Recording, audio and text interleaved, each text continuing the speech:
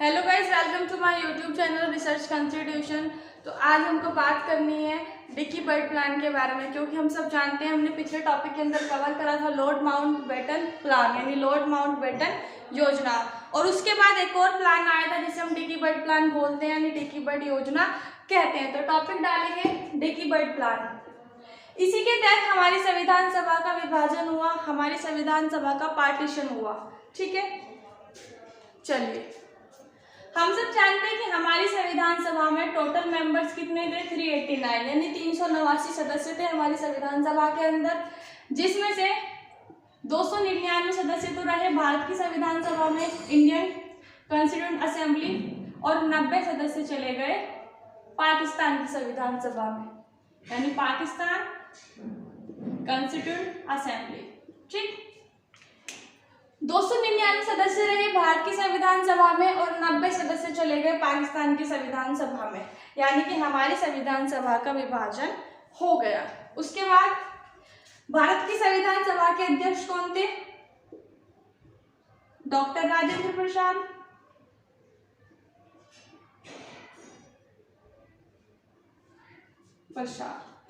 और पाकिस्तान की संविधान सभा के अध्यक्ष कौन थे?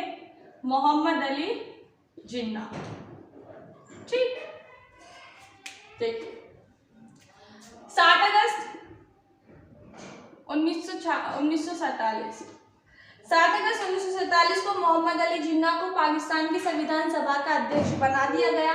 देन उसके बाद हम सब जानते हैं कि 4 जुलाई 1947 को ब्रिटिश पार्लियामेंट में एक विधेयक प्रस्तुत किया गया। ठीक है, जो कब पास हुआ? वो पास हुआ 18 जुलाई 1947 को, और वही बनकर आया हमारा इंडियन इंडिपेंडेंस एक्ट 1947। तो लिख लेंगे, अब bill was introduced in British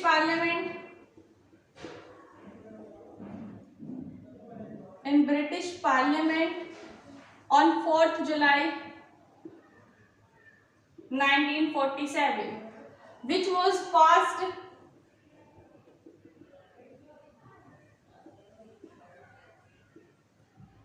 on 18 July 1947। ठीक, 4 जुलाई 1947 को ब्रिटिश पार्लियामेंट में एक विधेयक प्रस्तुत किया गया जो पास हुआ 18 जुलाई 1947 को, और यही बनकर आया हमारा भारतीय स्वतंत्रता अधिनियम 1947। तो लिखेंगे, यही लिख लेंगे, इंडियन इंडिपेंडेंस एक्ट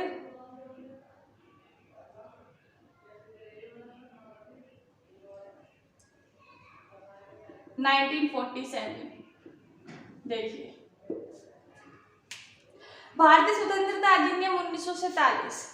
सबसे पहला काम जो इस एक्ट के तहत हुआ कि हम सब जानते हैं कि 15 अगस्त 1947 को भारत और पाकिस्तान को आज़ाद कर दिया गया, दोनों को अलग अलग कर दिया गया। दूसरा काम क्या करा? देखिए, 1935 इंडियन गवर्नमेंट एक्ट, ये कहा गया है कि जब तक दोनों देश, हिंदुस्तान और पाकिस्तान, कि जब तक दोनों देश अपना अपना संविधान नहीं बना लेते, तब तक 1935 का भारत शासन अधिनियम ही दोनों देशों के प्रशासन को चलाने में मदद करेगा। ठीक है, नेक्स्ट, पंजाब और बंगाल में जनमत संग्रह करवा दिया गया। ठीक है, उसके बाद हुआ क्या? नेक्स्ट देखते हैं, 1 सेकंड का होल्ड रखेंगे, 1 सेकंड बस। चलिए देखेंगे, अब अपने 1935 का इंडियन गवर्नमेंट एक्ट के बारे में बताया कि ये किस तरह से हेल्प करेगा हमारी संविधान सभा में। सेकंड, कि पंजाब और बंगाल में जन्म संग्रह करवाया गया। थर्ड, की ये कि दोनों राज्यों के लिए, हिंदुस्तान और पाकिस्तान के लिए अलग अलग गवर्नर जनरल्स होंगे। तो सबसे पहले हम भारत के गवर्नर जनरल लिखेंगे, इंडिया का गवर्नर जनरल कौन था भारत का? Lord Mountbatten. और भारत के प्रधानमंत्री कौन थे? पीएम कौन थे? पंडित जवाहरलाल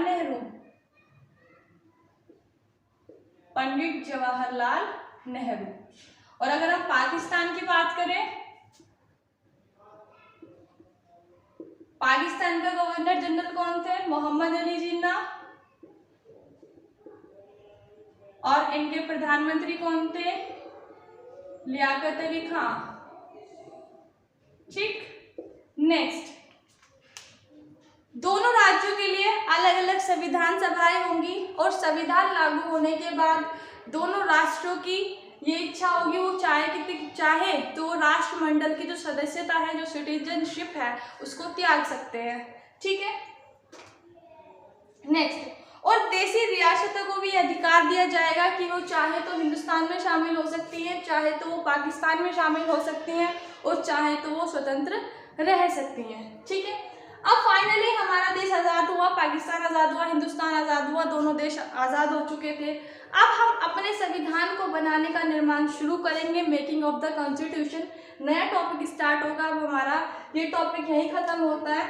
आई होप कि आपको ये पूरी वीडियो समझ आई हो, और प्लीज़ मुझे उम्मीद है, मैं होप करती हूँ कि आपको मेरे पूरा चैनल मतलब वीडियोस पसंद आ रही है मेरी, and please like and subscribe my channel. चलिए, thank you very much and have a nice day.